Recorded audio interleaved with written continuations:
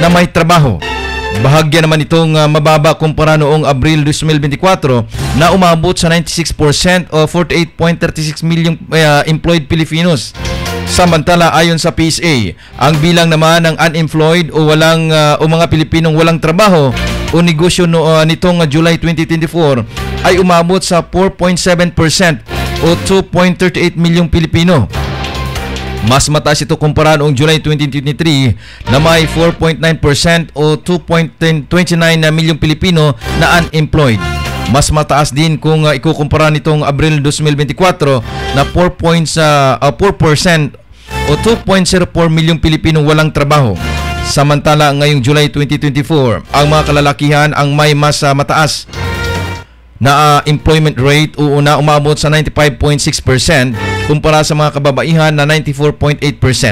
Sa usapin naman ng employment rate nitong July 2024, ang Cordillera Administrative Region ang nakapagtala ng pinakamataas na employment rate na nasa 97.7%, habang ang National Capital Region ay may pinakamababang employment rate na nasa 93.5%. Sa Kings Radio. Samantala mga kabayan, bilang panghuli sa ating balitang pambansa, kinumpirma ni Department of Foreign Affairs o DFS Secretary Enrique Manalo na magpapatuloy na ngayong buwan ang mga serye ng confrontations sa pagitan ng China at Pilipinas ukol sa West Philippine Sea. Ayon kay Manalo, ang China ang magsisilbing host sa susunod na Bilateral Consultations Mechanism o BCM. Unang sinagawa ang unang dialogo nito sa Pilipinas noong July 2, 2024, ngunit mula noon ay sunod-sunod na ang mga maritime incident na nangyari sa West Philippine Sea, kasama na ang kamakailan at ilang beses na pagbangga ng mga barko ng China sa pinakamalaking vessel ng Philippine Coast Guard, BRP Teresa Magbanwa. Bagaman hindi na nagsilbi pa si Manalo ng ibang detalye ukol sa pulong, nananatili namang positibo naman ang kalihim na matalakay ang pinakahuling ramming incident na kinasangkutan ng BRP Teresa Magbanwa.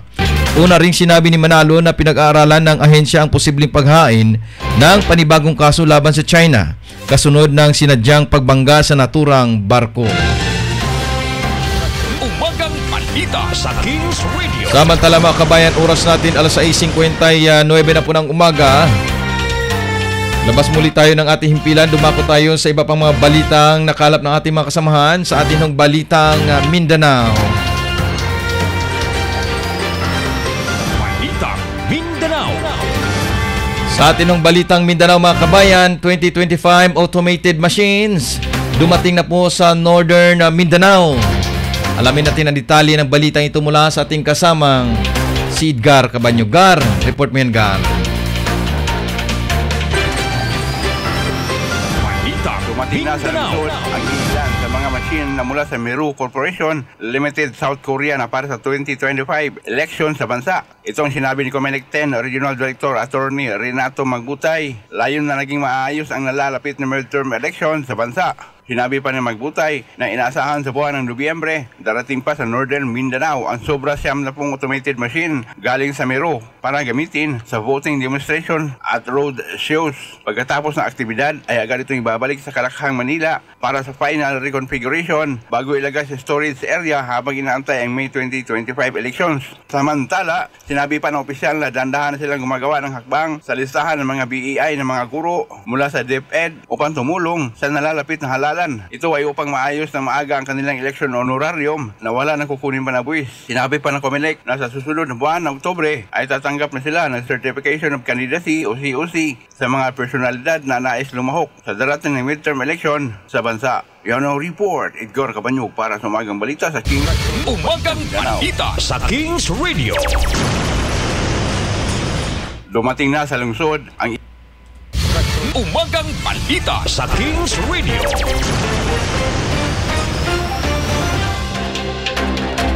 Samantala mga kabayan, fishing company sa Jensen non-compliant sa labor standard ayon sa DOLE 12. Alamin natin ang detalye ng balitang ito mula sa ating kasamang si Maricel Bayuna. Sel, report mo yan, Sel.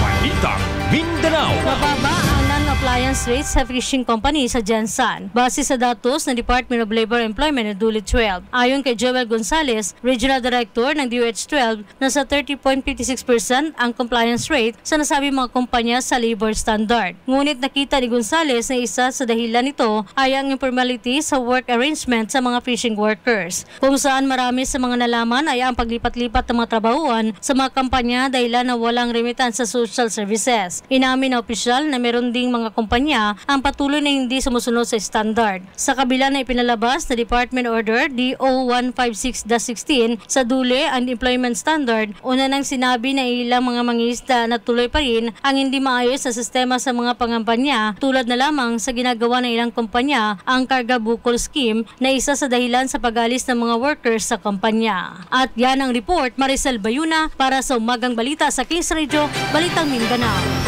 Balitang Mindanao.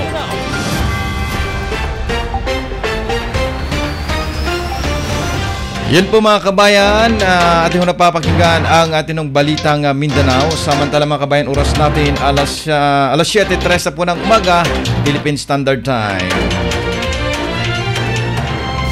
Umagang Balita sa Kings Radio.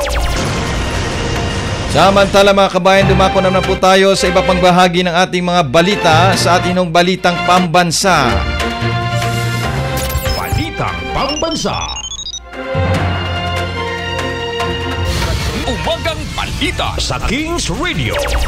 Sa detalye ng ating Balitang Pambansa mga kabayan, naghain ng guilty plea si US Presidential son Hunter Biden sa kanyang federal tax evasion case. Una nang tinanggi ng 54 anyos na si Biden ang aligasyon na umiwas siyang bayaran ang $1.4 million na income tax mula sa 2016 hanggang 2019. Sa unang plano nito ay nais niyang pumasok sa tinatawag na Alford plea, kung saan tatanggapin niya ang mga kaso habang pinapanatili ang kanyang pagiging inosente sa kaso. Matapos na basahin ng piskalya ang 56 na pahina na hatol laban sa kanya, ay pumayag si Biden na kanyang nagawa ang lahat ng mga krimen. Paliwanag ng abogado nito na si Abby Lowell na nais ng kanyang kliyente na ituloy ang pagdinig para sa kapakanan ng private interest para hindi na tumistigo ang kanyang mga kaibigan at pamilya tungkol sa paggamit ito ng iligal na droga. Sinabi na ni Judge Mark Scarse na ang paghain ng guilty plea ni Biden ay maaring makulong siya ng 17 taon at multa ng $500,000 hanggang $1 milyong. Nakatakda itong basahan ng hatol sa buwan ng Disyembre. Magugunitang nanindigan si US President Joe Biden na hindi niya gagamitin ang kanyang executive pardon para mapasawalang sala ang kanyang anak.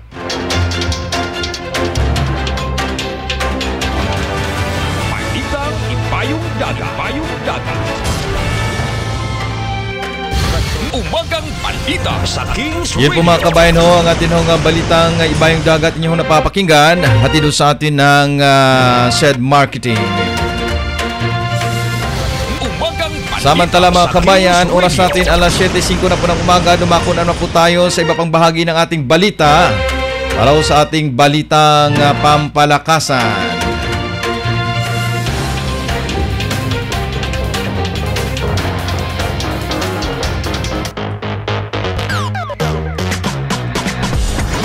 Balitang Sports. Sa ating balitang sports mga kabayan, Evan Fournier aalis na sa NBA. Alamin natin ang balitang sports na ito mula sa ating kasamang si Gar Cabanyo. Gar, balita mo yan Gar. Magretiro na sa National Basketball Association o NBA si sharpshooter guard Evan Fournier matapos ang 12 season na paglalaro. Si Fournier ay isang batikang manlalaro sa NBA at bahagi siya ng NBA Draft 2012 at pinili ng Denver Nuggets bilang first round pick. Hindi naman siya nagtagal sa Nuggets at napunta sa Orlando Magic kung saan niya ginugol ang ilang taon. Mula sa Orlando, napunta siya sa Boston Celtics, ngunit kinalaunan ay tuluyan din na trade sa New York Knicks. Yan ang report. Edgar Cabanyo para sa Umagang Balita sa Kings Radio. Balitang Pambalakasan. Balitang Sports.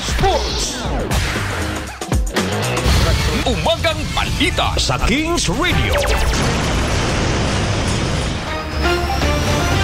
Yun po mga kabayan, ang balitang sports inyong napapakinggan. Hatid sa atin ng Grutol Multivitamins and Minerals.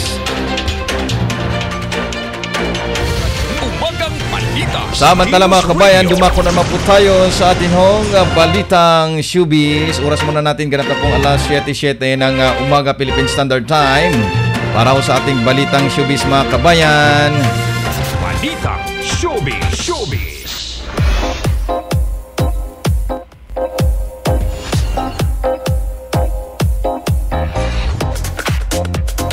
Balita Showbiz. Sa atin hong balitang showbiz mga kabayan, picture ni na Catherine Bernardo at Nadine Lostre pinusuan ng mga netizen. Alamin natin ang balitang showbiz na ito mula sa ating kasamang si Maricel Bayuna. Sel, balitang showbiz mo yan, Sel.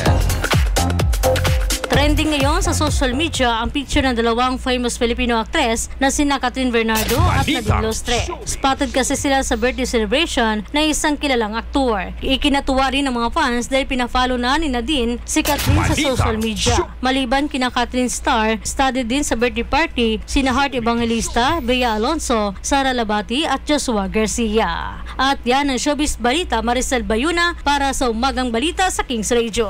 Balitang Showbiz.